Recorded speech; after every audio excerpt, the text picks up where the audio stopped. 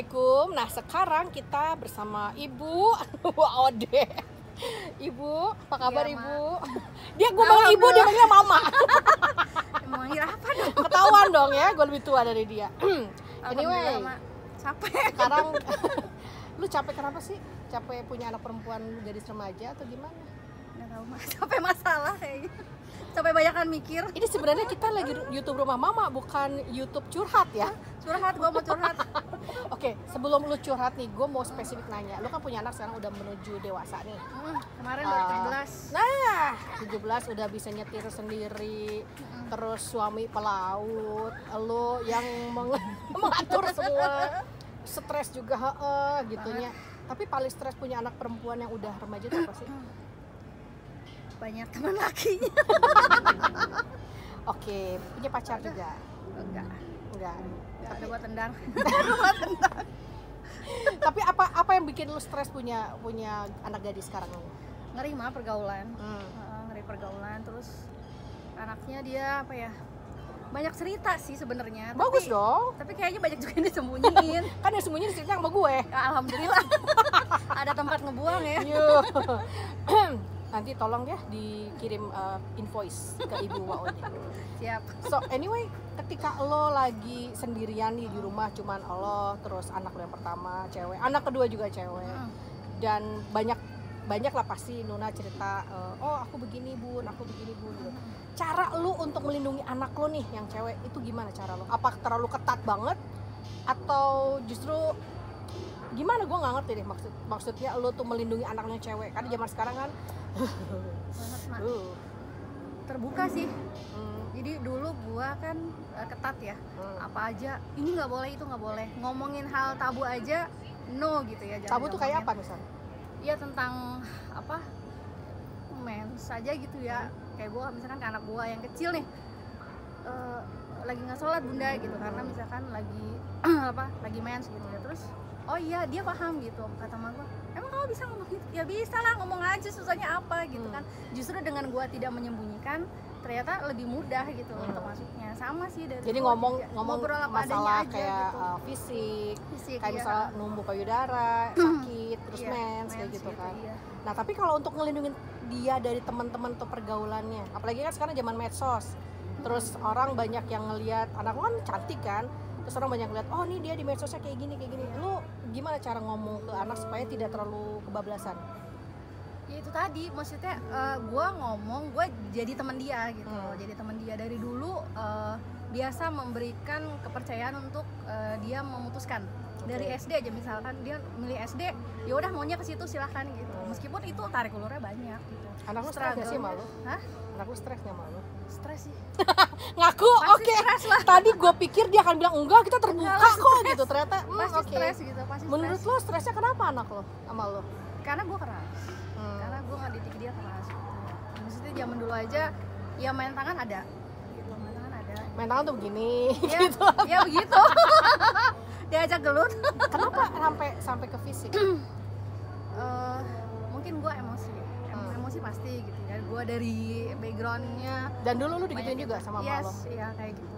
Kalau gue keras, eta gue keras gitu dulu, keras. pola asuh diturunkan itu salah. Jadi dulu lu dipakai tangan, terus lo tidak belajar bahwa zaman sekarang tuh berbeda. Nah akhirnya tanpa sadar lu Sama juga melakukan hal melakukan itu. itu. Apa yang terjadi dengan anak lo ketika lu main tangan? Diem aja sih dia mah ya, waktu itu dia diem aja, paling nangis gitu kan. Cuman kalau gue berusaha untuk pada saat gue melakukan kesalahan, gue ngobrol dan gue berusaha untuk minta maaf. How? Cara minta maafnya gimana? Iya, setelah kejadian itu gue bilang gitu, ini salah gitu, nggak boleh kayak gini.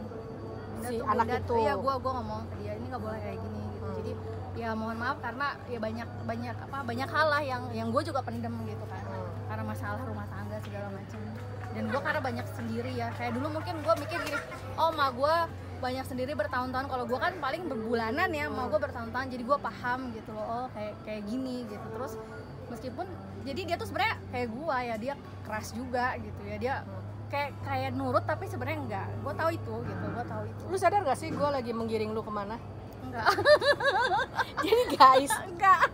kita itu tanpa sadar, kita itu selalu merasa bahwa mak bapak kita kok keras sih, mak bapak kita kok jahat sih. Ternyata lo juga jadi monster buat anak lo. Nah itulah yang kalau gue selalu berpendapat bahwa salah satu cara kita memotong karma, ini bisa bilang karma, bisa bilang apa, memotong lingkaran setan itu dengan cara healing. Karena kita jangan jadi seperti orang tua kita, dan itu terjadi sama hampir 99% orang, termasuk gue juga. Nah kayak gini, kita terbiasa kalau misalnya pulang sekolah, misalnya dulu zaman kita sama ibu bapak itu dicek misalnya tas lo, sadar nggak sadar kita akan melakukan itu ke anak kita, mungkin dengan versi lain, mungkin dengan cara yang hari ini kamu nilai berapa, nggak ngeliat sih, kalau dulu kan dilihat nih, sekarang dengan cara gitu. Terus kalau dulu orang tua kita keras, nggak boleh ini itu segala macam, dan kita sekarang kita memperlakukan anak kita seperti itu. Padahal ada nasihat dari salah satu, gue lupa ya namanya ya, itu Ali bin Abi Thalib atau siapa. Jangan mendidik anak seperti zaman kita dulu, ya. Karena anak itu harus dididik dengan zaman yang sekarang. Nah kebanyakan orang tua itu yang menakutkan adalah orang tua yang ekstrim. Misalnya dia ngelihat anaknya pegang gadget, tapi dia ketakutan kalau anaknya nanti jadi gila gadget gitu kan. Memang iya ada, di luar sana ada kok banyak anak-anak yang mulai kena sindrom, kayak misalnya dia ada sindrom tertentu lah ya, yang membuat anak itu jadi sampai marah gitu ketika diambil handphonenya, marah, ngamuk gitu. Terus kita lihat itu, kita menyamakan anak kita seperti itu, dan kita membuat peraturan yang jauh lebih keras, jauh lebih yang ibaratnya ekstrim. Padahal anak kita belum tentu sama orang itu.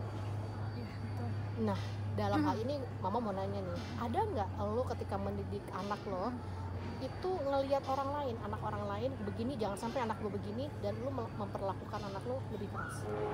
Kalau jangan sampai begini iya, tapi kalau misalkan lebih keras, semakin kesini sih gue semakin mencoba untuk apa ya, gue lihat dulu nih gitu, gue lihat dulu, dan gue berusaha itu aja sih terbuka gitu loh. Misalkan gue akan kasih tahu, tarik ulur sih kalau gue kayaknya, jangan banyak ngerasa ngobrol tarik ya? ulur, iya, dengan udah mulai waras sih sebenarnya kayak gitu. Tarik ulur gitu, makanya kayak misalkan gue menarik sendiri anak gue untuk gue pegang, karena kan gue bisa lihat langsung, oh gue rasa dia saat ini butuh ini, ya, terus oh ini gue lagi harus tarik mundur nih, gue biarin aja dia gitu. Kayak gitu sih, lebih ke kayak gitu. Sama dengan kondisi lo gitu. Pegang anak-anak sendiri ketika suami berlayar, apa yang lo rasain?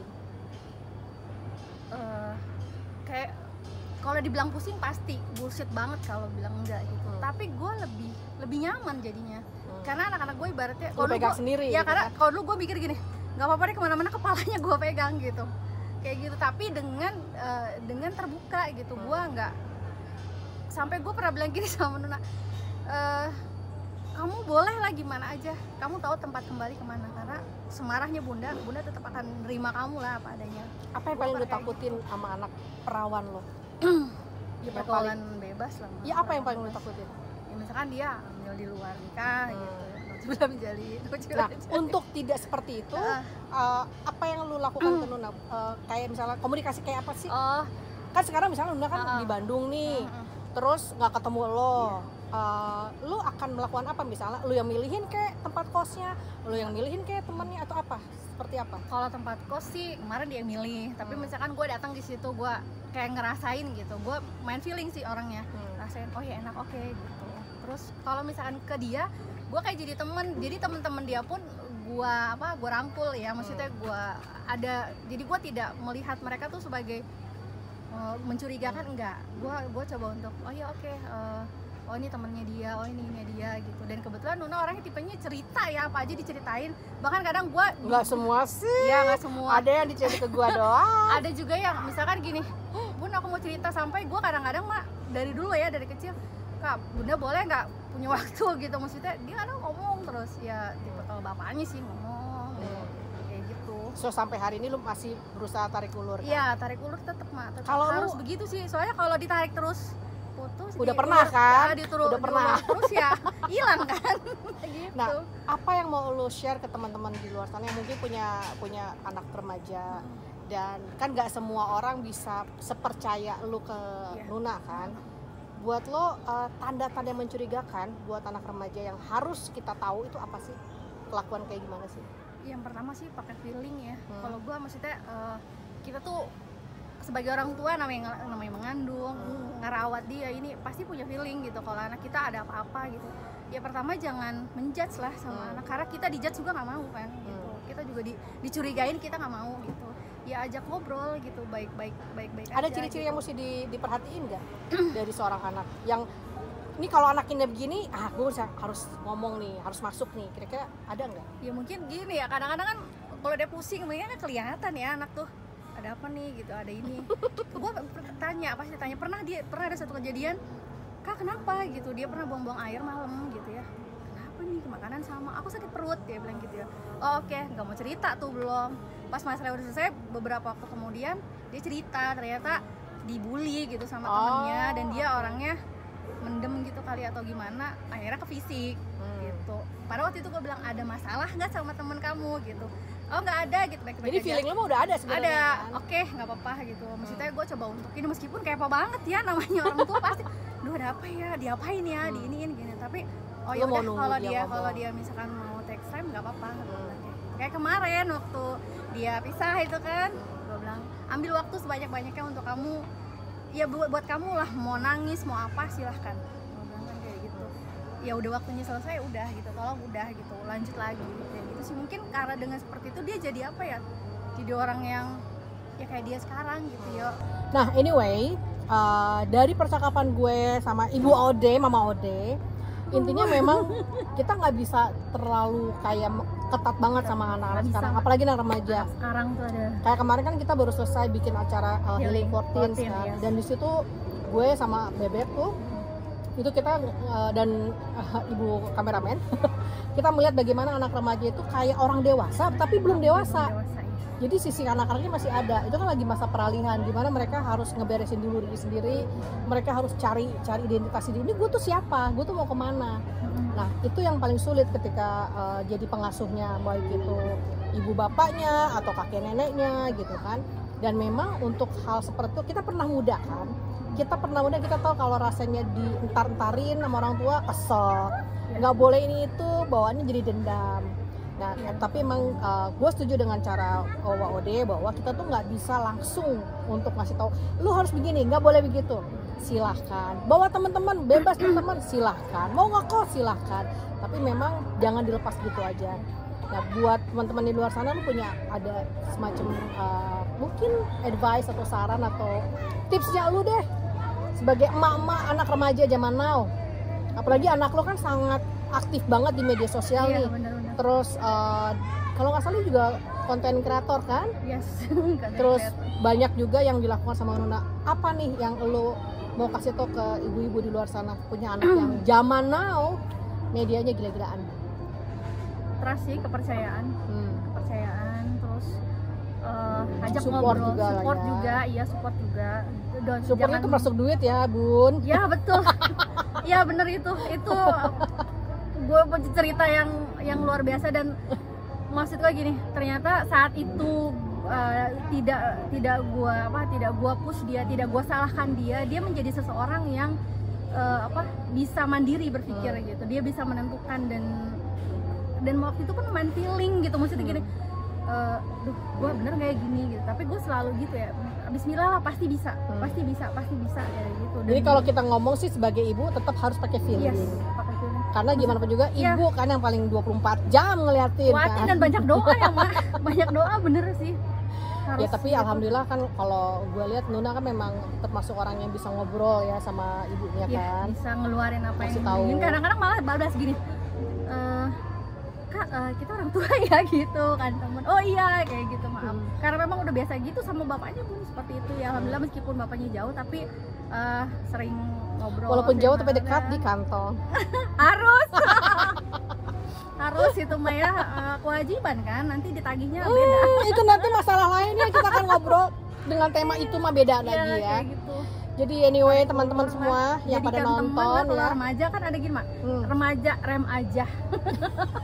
Jadi harus begitu ternyata memang. Rem sama meskipun gas ya, mesti seimbang ya. Meskipun bukannya kita nggak senep ya, bukannya kita nggak kesel gitu, tapi kita kasih jalan tunjukin. Tapi dulu kan Pasti sempat ada. kesel, sempat marah, Iya, pasti sempat kesel sama main marah. tangan. Ya Iya, mudah-mudahan ya buat orang tua di luar sana masih main tangan, masih dengan verbal. Ya mungkin anak mah kalau ditanya dendam nggak? Enggak. Tapi kan pasti ada sisa-sisa dari masa lalu ya. Mudah-mudahan dengan memperbaiki cara komunikasi sama anak, benar-benar. lebih dekat lagi, itu si anaknya bisa lebih nyaman. Karena masa depan anak itu kan tergantung dari Kita juga. Yes. cara lo memperlakukan anak-anak lo. So anyway, terima kasih. Kita sudah ada di Bandung memperingati Mulai ada yang dingin, kita tadi peringati panas. gitu Ya kan. Allah. Dan mudah-mudahan bermanfaat.